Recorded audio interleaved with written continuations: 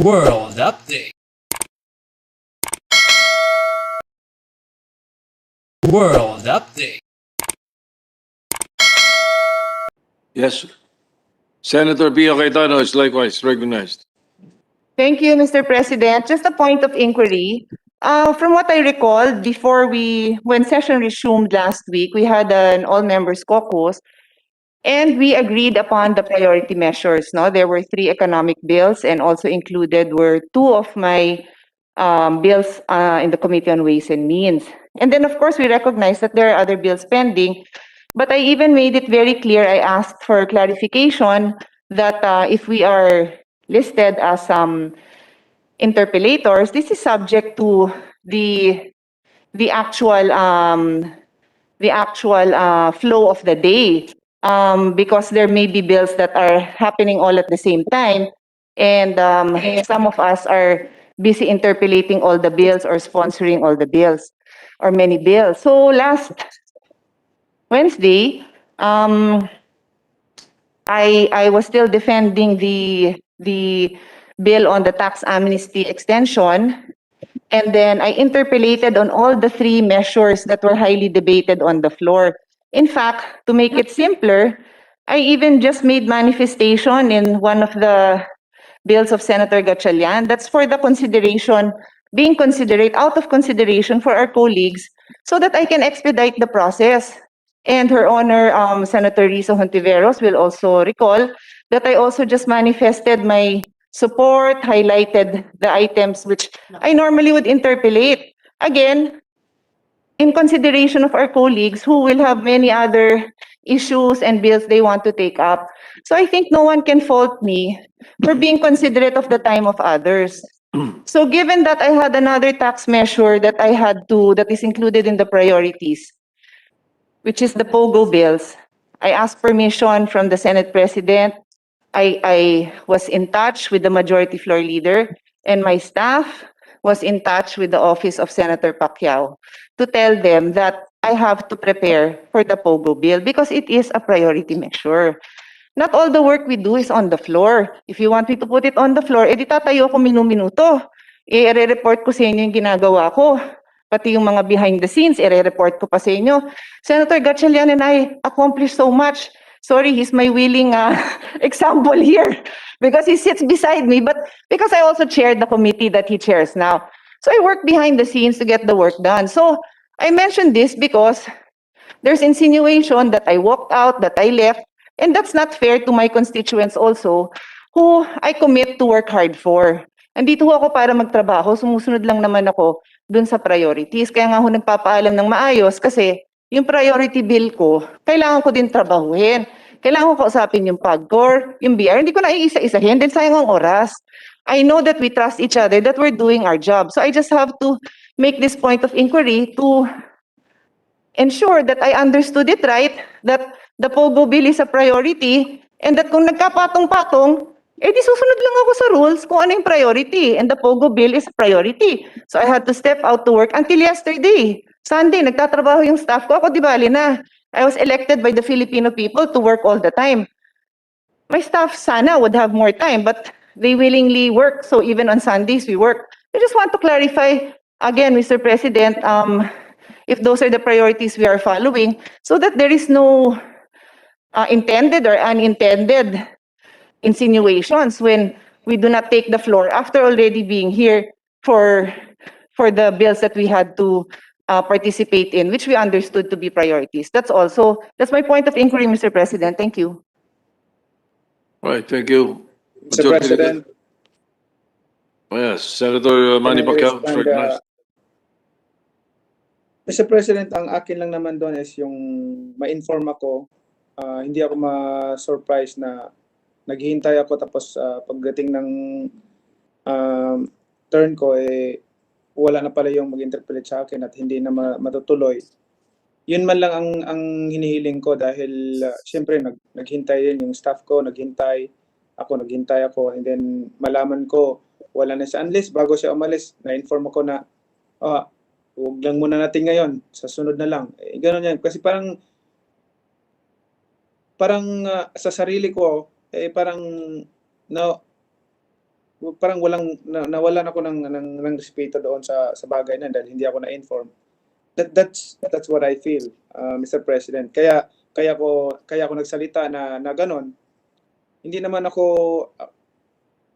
magsasalita kung wala akong nararamdaman na ganon.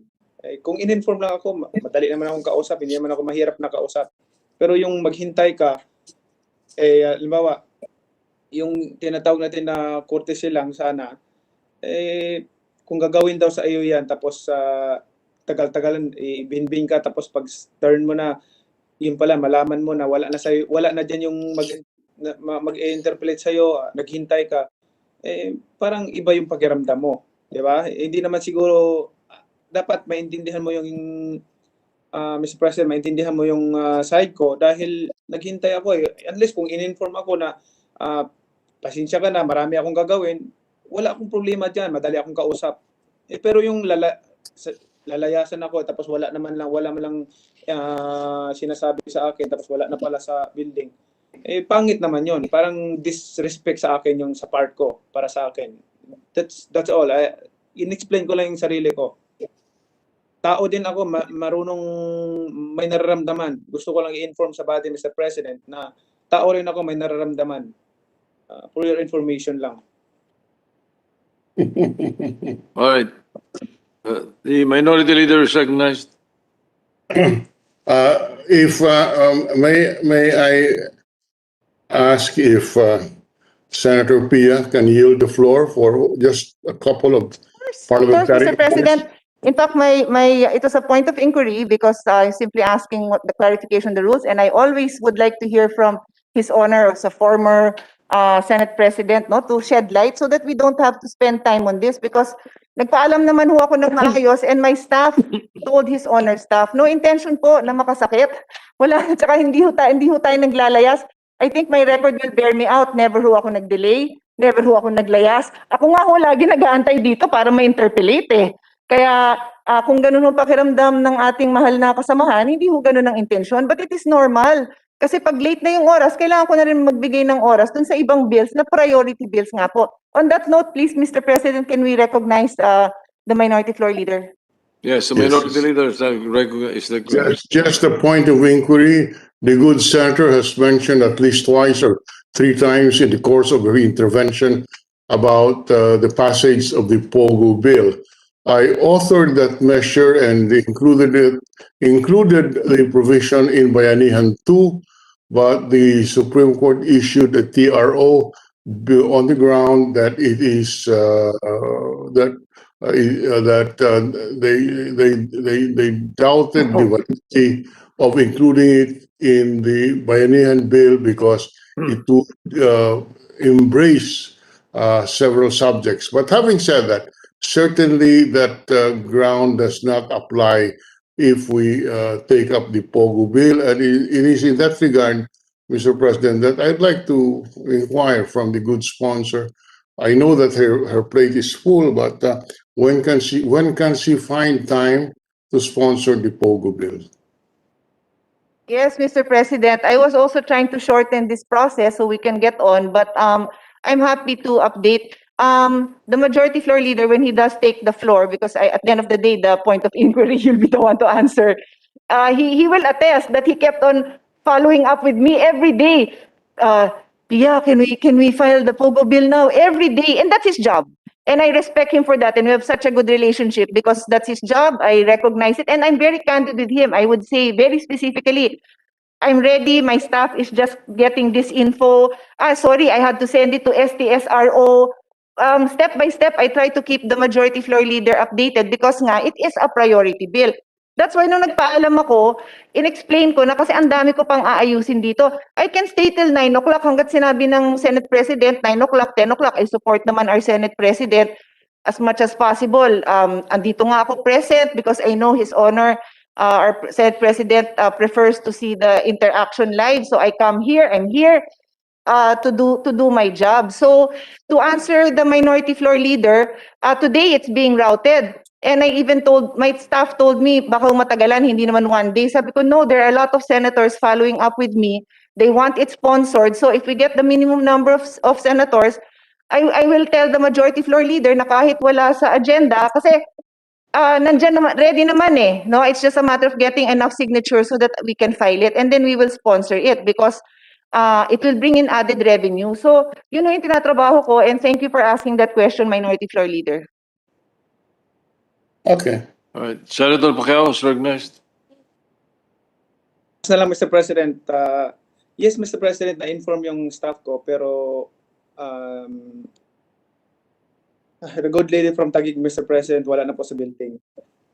Sana naman, yung bago ka umalis, ma-inform ako, pero yung wala ka na sa Senate, nakaalis ka na, tapos saka inform yung staff ko, eh, pangit naman yun.